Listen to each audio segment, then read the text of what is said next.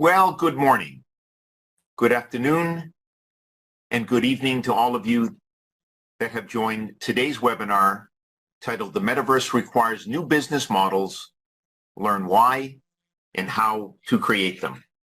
And I want to today obviously focus on what I consider to be one of great importance, and that's the Metaverse, also known as virtual reality, augmented reality, mixed reality, extended reality, all kind of coming under that umbrella term of the metaverse, which in itself is controversial.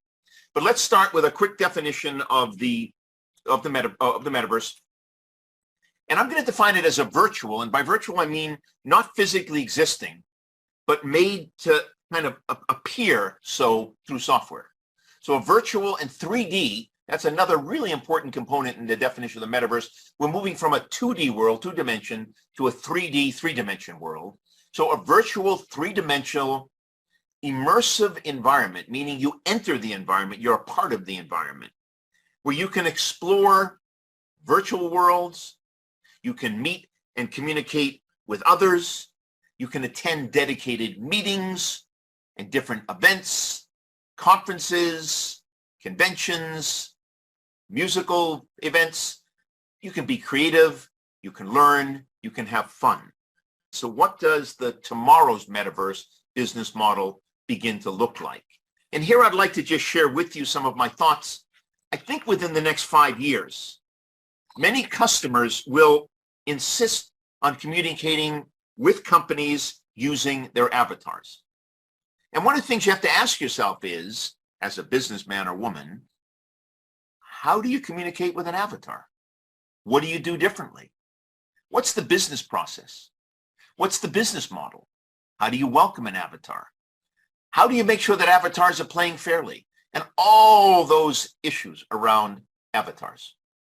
I think tomorrow's metaverse business model, people will visit a company's 3D metaverse site to purchase goods and services, including NFTs.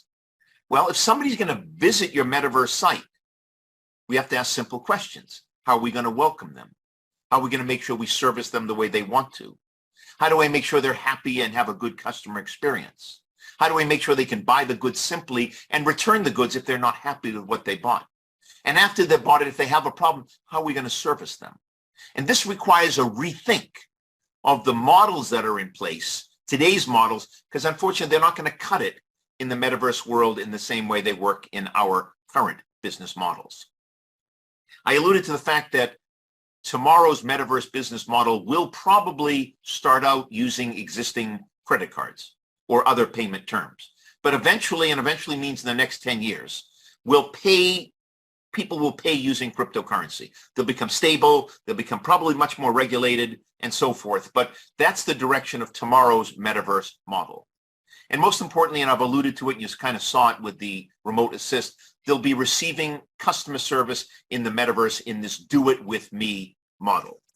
Okay, this is the reason we need new metaverse business models.